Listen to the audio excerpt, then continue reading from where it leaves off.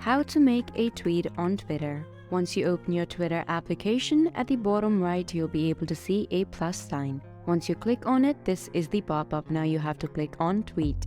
You can either make a public tweet or you can just tweet in your Twitter circle.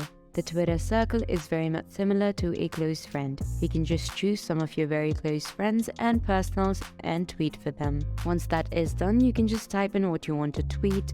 If you're making a public tweet, then you can also choose who can reply to it. You have the options to click on everyone, people you follow, or people that you mention. If you want to upload any picture from your gallery, then you have the option to do that from right here. For any GIFs, you have it right beside it. And if you ever want to create a poll, then you have that option too.